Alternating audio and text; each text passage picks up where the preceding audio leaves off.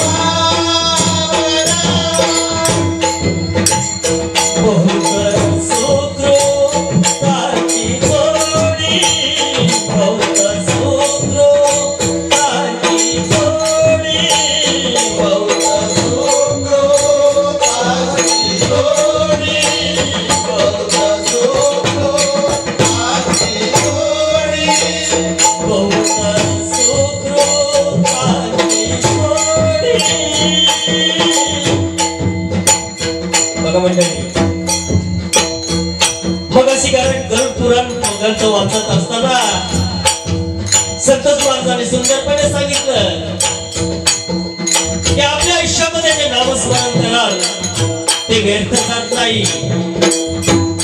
ज्याप्रमाणे गोविंद बाबांनी आयुष्यभर त्या भगवंताची सेवा केली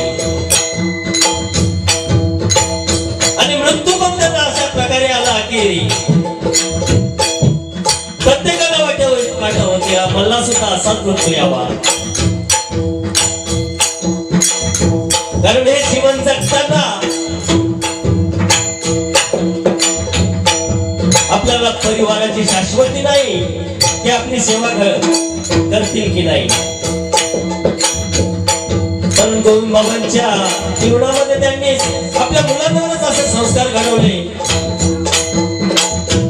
की पितृसेवा आणि मातृसेवा या त्यांच्या मुलांच्या अंगामध्ये टिकली आणि ते गेल्यानंतर सुद्धा त्यांच्या बच्चा हे रामराम अतिशय चांगल्या प्रकारे 7 ते 7 वाजता हरिपाठ व्हायचा, नंतर गरुड पुराण ग्रंथाचं वाचन व्हायचं आणि नंतर भजन रूपी सेवा हा नित्यक्रम जीवन सिंधू पार करायचा असेल तर हरिनामाशिवाय पर्याय नाही. म्हणून या बाबांच्या जोडीला स्वर्गामध्ये जाताना ही पुण्यरूपी सेवा, हे पुण्याची गाठोडी आपण देणार आहोत. म्हणून ज्ञानोबांनी सुंदरपणे पहिल्या चरणामध्ये सांगितलंय की तुमच्या पाठीशी जर पूर्व कुंडली असेल तर तुमच्या पाठीमागे सुद्धा हरिनाम घडलं जाईल. म्हणून